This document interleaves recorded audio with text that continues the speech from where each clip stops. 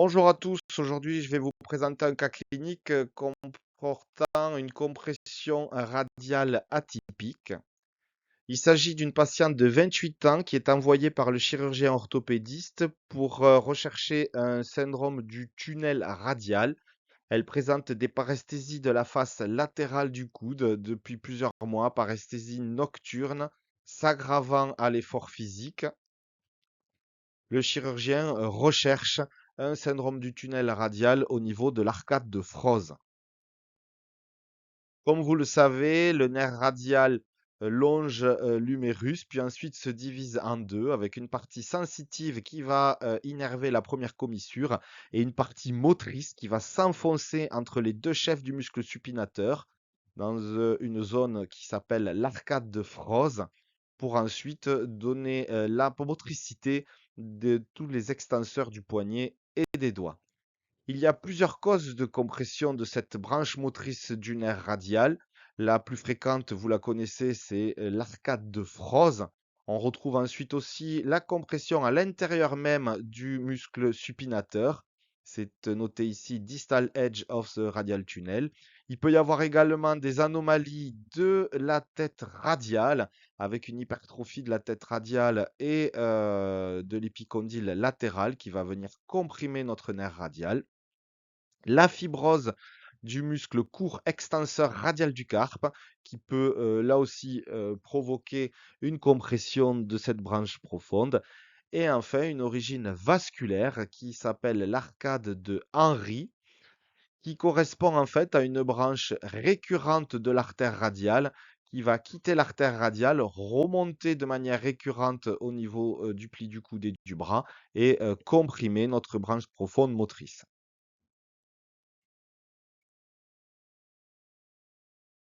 Chez notre patiente, on effectue dans un premier temps une coupe d'échographie en regard de l'arcade de Froese.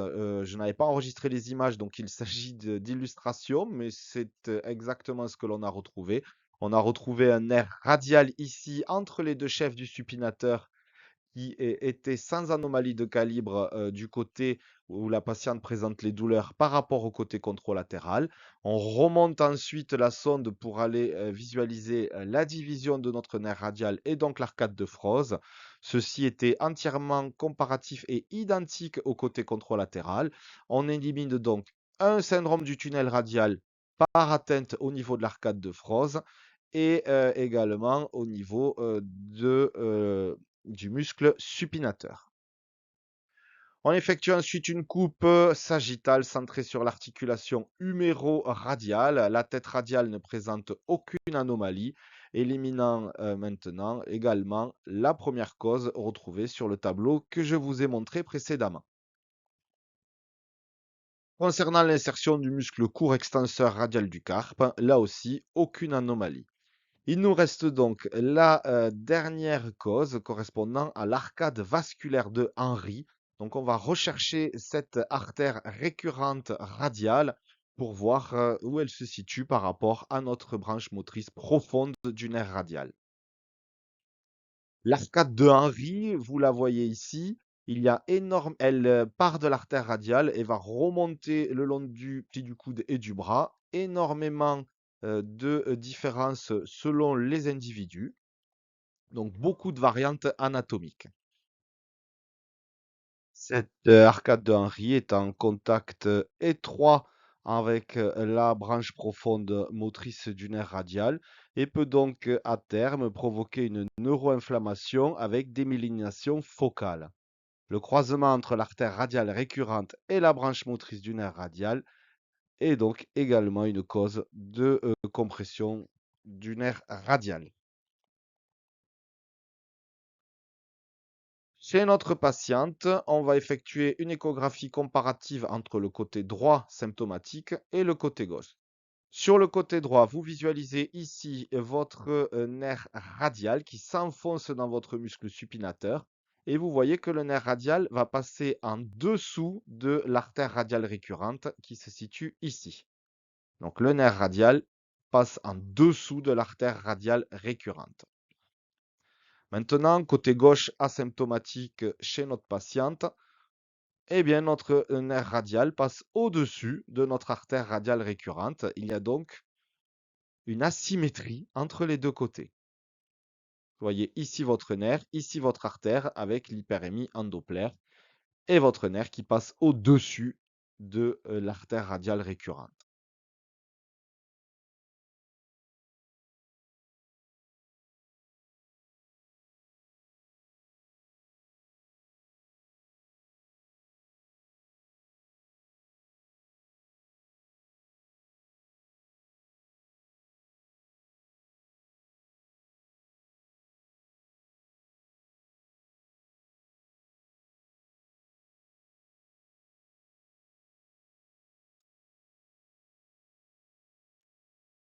On passe maintenant au côté atteint et vous voyez ici une branche de l'artère radiale récurrente qui vient croiser votre nerf radial qui se situe ici. Ici, c'est l'artère récurrente radiale. On met du Doppler pour être sûr quand on hésite s'il s'agit du nerf ou de l'artère. Et vous voyez que cette artère récurrente radiale est vraiment au contact, au-dessus de la branche motrice de ce nerf radial. On effectue une coupe comparative avec ici, côté gauche, asymptomatique, notre nerf interosseux postérieur situé au-dessus de l'artère radiale récurrente. Côté symptomatique, artère radiale récurrente au contact direct de nerf interosseux postérieur. Et donc là, étant donné cette asymétrie, étant donné les symptômes, on se pose vraiment la question de la responsabilité de cette asymétrie sur les symptômes. Il est bien entendu impossible de répondre de manière sûre à 100%, étant donné que les deux branches du nerf radial ont une taille identique.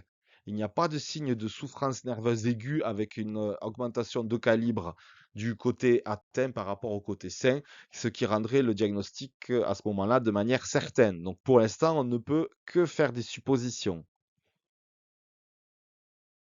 Voici en coupe sagittale le passage de notre nerf qui vient effectuer un coude au niveau du contact de l'artère radiale récurrente.